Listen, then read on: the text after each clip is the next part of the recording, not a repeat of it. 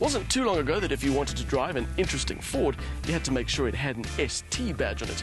But those days are definitely in the past thanks to models like the Ranger and the Fiesta, both of which are very good cars without having to be performance specialists.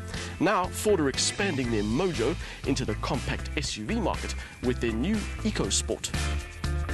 Fitting in somewhere between the Fiesta and the Cougar, the EcoSport is available with 3 different engine options and trim levels. But thanks to its standout styling, it's another Ford that makes an instant impact no matter what that spec level is.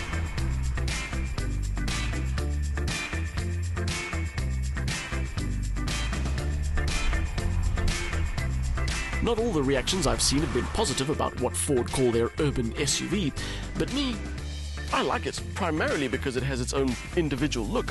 Ford could have quite easily have made this look like an overinflated Fiesta, but instead it's chunky and fairly unique.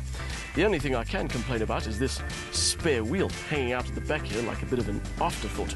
But besides that, there is a lot to like.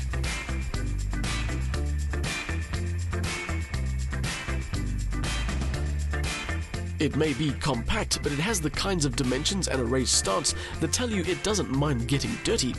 More on that later.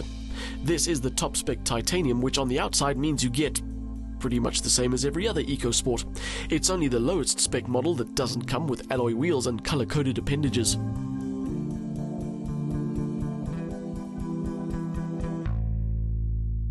With such a good first impression made, you step inside and find an interior that is quite literally a cut and paste job from a Fiesta.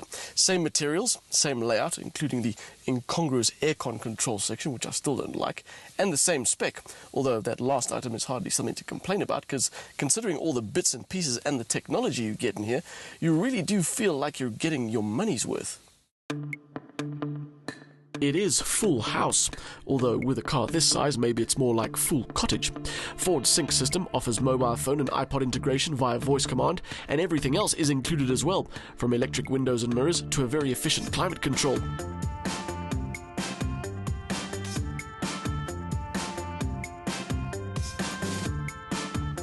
The only complaint, again a minor one, is that the seats are a little on the flat side and could be grippier. The compact SUV offers good space for those in the back and a versatile enough interior layout with plenty of storage, although the boot size is best described as acceptable.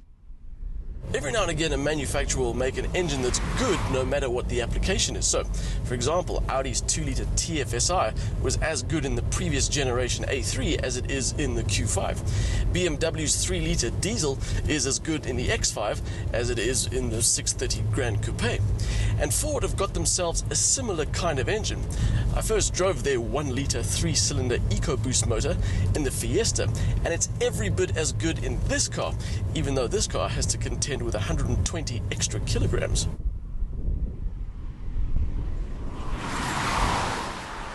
With 92 kilowatts and 170 newton meters, it has the same sort of power as other manufacturers are pushing out of their 4-cylinder 1600s.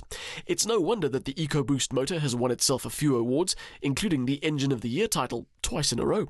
To go with its impressive power, Ford are claiming a combined cycle fuel consumption figure of 5.7 litres per 100 Ks, although the CO2 count isn't quite low enough to dodge the tax, coming in at 131 grams per kilometre.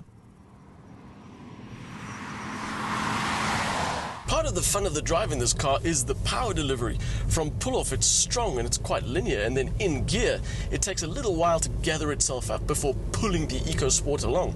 And all the time you've got this really cool little 3-cylinder growl.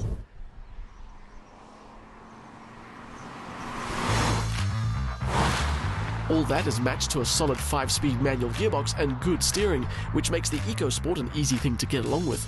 Now, about that off-road ability that's apparently inherent in these kinds of cars.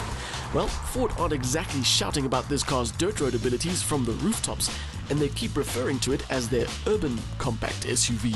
It is a taller car, so it's naturally got better clearances, but there's no all-wheel drive in the range. I'm sure it will tackle some adventure, but I wouldn't take on anything more than a slightly substandard dirt road. Yep, despite its bigger dimensions and that ridiculous Land Cruiser-style spare wheel at the back, this car is an unashamed city dweller.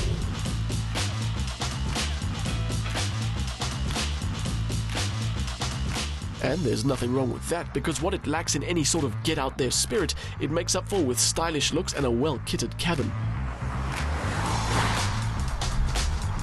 There have been a lot of comparisons between this car and the new Renault Duster, but from my point of view, they are very different creatures. I like an honest car, and that's what the EcoSport is. It is a bigger car, but it doesn't try to fool you into thinking it's some kind of continent basher with go-anywhere abilities. It is a chunky urban runabout, and tar is where it's happiest.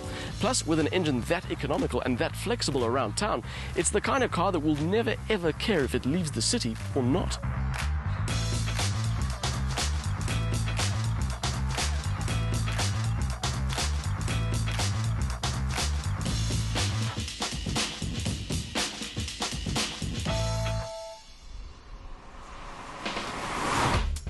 Ford's prize-winning 1-litre EcoBoost motor powers the EcoSport, and even though it comes in at a tiny 998 cc's, it packs the kind of power found in much bigger engines. It's a superb all-round package, offering easy driving and a well-spec'd cabin. The only minor complaints are seats that could be grippier and that spare wheel hanging on the back.